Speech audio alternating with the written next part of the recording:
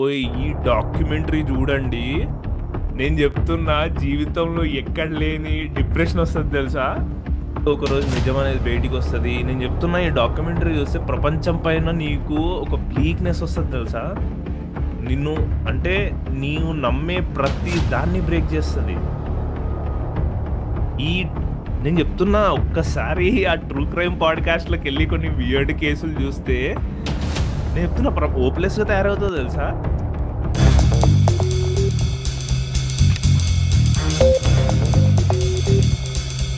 Talwar. I oh think Rohit will be excited.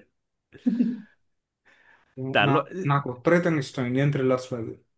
C అలా నాకు, నేను యాక్చువల్లీ తల్వార్ చాలా లేట్గా చూసిన. నాకు ఈ సినిమా గురించి తీసిన ప్రతి డాక్యుమెంటరీ న్యూస్ ఎపిసోడ్ అంటే ఇంటర్నెట్లో ఎంతైతే ఈ కేసు గురించి, యూనో, నోయిడా మర్డర్ కేసు గురించి, డబుల్ మర్డర్ కేసు గురించి ఎంతైతే ఆ గురించి ఉందో, నేను ఈ ఆ కేస్ గురించి చేసినంత రీసెర్చ్ నేను వేరే కేస్ గురించి చేయలేదు.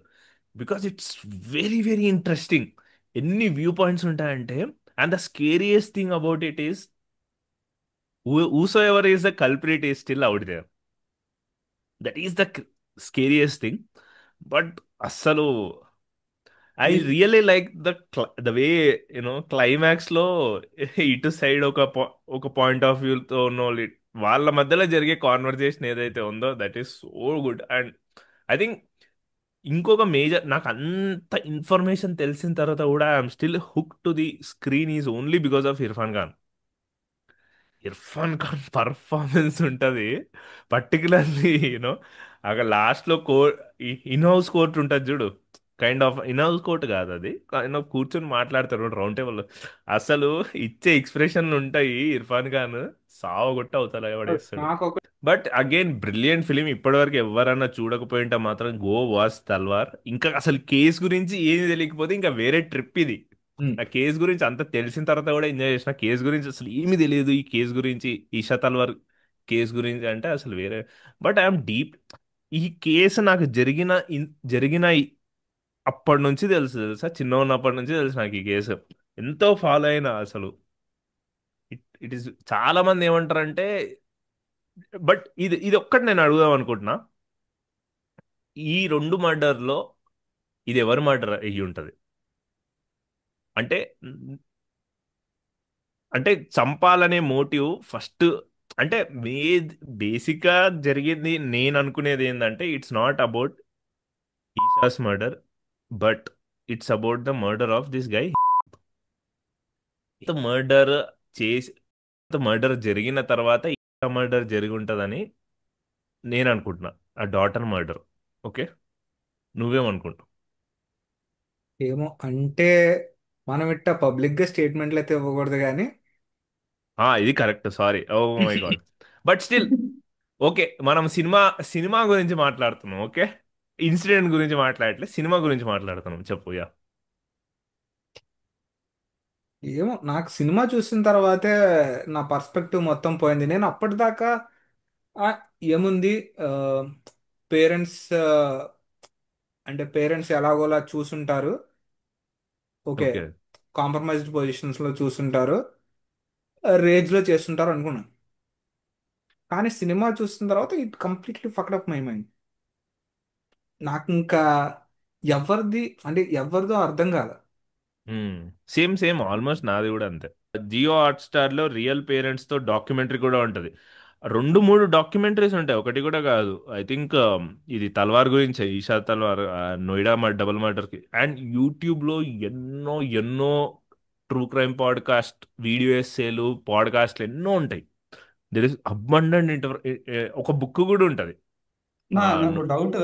ఇన్ని సోర్సెస్ ఉన్నప్పుడు అసలు నువ్వు ఏది నిజమని ఎట్లా అనుకుంటావు? నువ్వే సి కదా కన్ఫ్యూజ్ అవుతావు లాస్ట్ కి. ఎగ్జాక్ట్లీ. అందుకే కదా రాషమన్ ఎఫెక్ట్ అనేది. ఎన్నో పర్స్పెక్టివ్స్ ఉంటాయి. ఇంకా దీనికంటే అసలు ఇంకా ఒక ఫక్టప్ కేసు ఉంటది. హనీమూన్ కి వెళ్ళి అమ్మాయి చచ్చిపోయిన కేసు ఆ ఇదేనా? Yes yes yes. ఇదేనా? Yeah man. నాకు ఇంకా చదివిన గుర్తుంది దీని గురించి. Yeah, Anni the honeymoon murder. ఆ ఎస్. అమ్మా బాబోయ్, ఈ డాక్యుమెంటరీ చూడండి. నేను చెప్తున్నా, జీవితంలో ఎక్కడ లేని డిప్రెషన్ వస్తుంది తెలుసా. ఏంటి అంత భయంకరంగా ఉంటాను? భయంకరంగా కాదు, అంటే నీకు ప్రపంచం పైన ఒక నమ్మకం ఉంటది కదా, ఏం జరిగింది నిజం అనేది బయటికి వస్తుంది. యూనో కర్మ అని నమ్ముతావు, మంచి వాళ్ళకి మంచి జరుగుతుంది, చెడ్డ వాళ్ళకి చెడు జరుగుతుంది. ఆ, ఏదో ఒక రోజు నిజం అనేది బయటికి వస్తుంది. నేను చెప్తున్నా, ఈ డాక్యుమెంటరీ చూస్తే ప్రపంచం పైన నీకు ఒక బ్లీక్నెస్ వస్తుంది తెలుసా. నిన్ను, అంటే నీవు నమ్మే ప్రతి దాన్ని బ్రేక్ చేస్తుంది. ఈ నేను చెప్తున్నా, ఒక్కసారి ఆ ట్రూ క్రైమ్ పాడ్కాస్ట్లోకి వెళ్ళి కొన్ని వియర్డ్ కేసులు చూస్తే, నేను చెప్తున్నా ఓప్లెస్గా తయారవుతుంది తెలుసా. అట్ ద సేమ్ టైం నువ్వు కొంచెం కాషియస్గా కూడా ఉంటావు, బట్ ప్రపంచం పైన ఒక బ్లీక్ ఒపీనియన్ వస్తుంది నీకు. They are so many such cases. అసలు ఒక్క ట్రేస్ లేకుండా ఉంటుంది తెలుసా, ట్రేసే దొరకదు నీకు. ఎన్ని కేసెస్ ఉన్నాయి తెలుసా అట్లా. ఇంకోటి, నేను యూట్యూబ్లో ఇప్పుడే రికమెండ్ చేస్తాను, అన్ప్రెడిక్టబుల్ అనే ఒక ఛానల్ ఉంటుంది. దీంట్లో కొన్ని క్రైమ్ కేసెస్ ఉంటాయి. అమ్మా బాబోయ్, వద్దురా నాయనా, నేను లిటరల్లీ చెప్తున్నా కదా ఇంకా నీకు. రోజు ఇవి చూడని నేను నిద్ర పట్టదు కదా. నేను చెప్తున్నా, నువ్వు అసలు ఆ, అంటే హ్యూమన్స్లో ఒక బ్లీక్ సైడ్ చూస్తావు హ్యూమానిటీలో. అసలు నిన్ను కుదిపేస్తే ఇవన్నీ కూడా అసలు అమ్మో అసలు. So yeah, any the murder case అయితే ఇది కూడా ఒక రికమెండేషన్ గైస్, ఎవరికన్నా సీరియస్ క్రైమ్గా చూడాలి అనుకుంటే నేను చెప్తున్నా. వాళ్ళకి కావాల్సింది కూడా అదే అన్న. Yeah, any the honeymoon murder ఇది చూడండి. నువ్వు చూసినావు కదా రోహిత్.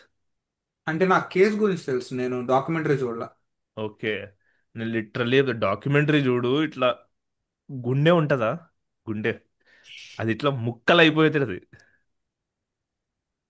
ఎందుకయ్యా ఎక్స్ప్లెనేషన్? అస్సలు వద్దు నాయన, నాకు ఆ డాక్యూ చూసిన తర్వాత డ్రామా వచ్చింది. ఒరే ఏందిరా ఇది. అండ్ ఒకటి చూసిన తర్వాత ఇంకా ఆపేద్దాం అనుకున్నా డాక్యుమెంటరీలు ఇలాంటివి. యా కొన్ని, గ్యాబ్రియల్ ఫెర్నాండెస్ అని చెప్పి ట్రయల్స్ ఉంటాయి. అవునవును, అది నువ్వు ట్రయల్స్ ఆఫ్ చెప్పినప్పుడే గ్యాబ్రియల్. నేను చూసిన అది. నిజంగా చెప్తున్నా, అది చూసిన తర్వాత ఇంకా నా వల్ల కాల. My heart couldn't take it anymore. ఎందుకంటే వాడు చిన్న పిల్లోడాడు, అదే కదా చిన్న పిల్లోడు. ఆడిని అన్ని నెలలు బాబు.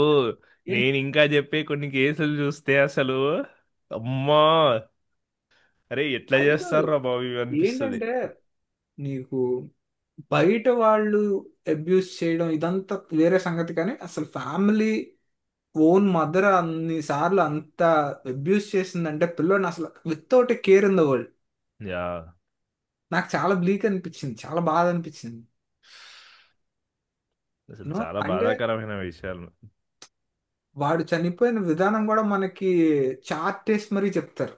యా, అమ్మో, నా వల్ల కాల ఇంకా చాలా డాక్యుమెంటరీ. పెయిన్ఫుల్ అది. అమ్మో, ఆ నేను ఇప్పుడు గుర్తు డాక్యుమెంటరీలో వదిలేసాను, నా తెచ్చుకుంటుంటేనే వల్ల నా కాదు. బాడీలో నా బాడీలో హార్ట్ బీట్ అంతా డౌన్ అయిపోతుంది, అది బ్లడ్ ప్రెషర్ అంతా ఏమో పిచ్చెక్కిస్తే రావు అసలు అట్లా. తర్వాత మిస్టర్ స్కార్సెసీ, మిస్టర్ స్కార్సెసీ, ఆ, ప్రమోద్ ఒక ప్రమోద్తో నాకు చాట్ జరిగింది అనమాట. నేను అది చేసిన. ప్రమోద్ ఏమన్నా అంటే, నా పిల్లలకి చూపిస్తా ఇది అసలు సినిమా అంటే ఏంది, ఫిల్మ్ మేకింగ్ అంటే ఏంది అని. ఐ థింక్ దట్స్ అంతే, అంతకంటే ఇంకేం లేదు. ఇక స్కార్సెసీ జర్నీ ఇంకా చెప్పాలంటే నాకు అసలు 5 గంటలు సరిపోదు యాక్చువల్లీ స్కార్సెసీని నువ్వు ఎన్కాప్సులేట్ చేయడానికి తన లైఫ్ అంతా కూడా. Because such a legendary life man, such a legendary life, legendary filmography, అసలు ఎన్ని మాస్టర్ పీస్లు అసలు. పీక్ అది. ఎవరన్నా చూడాలనుకుంటే చూసేయండి అసలు. మిస్టర్ స్కార్సెసీ అంటే ఈజ్ వేరే లెవెల్. నాకు స్కార్సెజీలో మీరు అంటున్నట్టు అంటే ఇవన్నీ వీటన్నిటికంటే అంటే క్రాఫ్ట్ వీటన్నిటికంటే తన స్పిరిచువల్. సినిమాలో రికరింగ్ క్వశ్చన్స్ బాగా నచ్చుతాయి. యా యా యా, అదే అదే, వెరీ ముఖ్యంగా spiritual personal films. Reflections. Yeah, and killers of the flower moon లో కూడా నాకు ఆ డికాప్రియో క్యారెక్టర్ చాలా ఇష్టం. యునో అంటే వాడికి ఆ అంటే వాళ్ళ అంకుల్ అంటే భయమా లేదా వైఫ్ అంటే ప్రేమ, యా, ఆ అంటే మనీ అంటే ఇష్టమా, మారల్ డిలెమా ఉంటది. ఆ ఇవేవి చివరి దాకా తెలీదు. కానీ వాడి కూతురు చనిపోయిందని తెలుసు వాడు ఏడుస్తాడు చూడు యా, లాస్ట్ లో జైల్లో. పెట్టిన తర్వాత ఆడు ఏడుస్తాడు చూడు, కూతురు చనిపోయిందని. నాకు ఎంత పర్సనల్ గా అనిపించిందో తెలుసా వాడు. అంటే స్కార్సెసీ కొంతమంది సినిమాలన్నీ ప్యాటర్న్స్ అంతే కదా. బ్రేక్ బ్రేక్ చేయలేరు.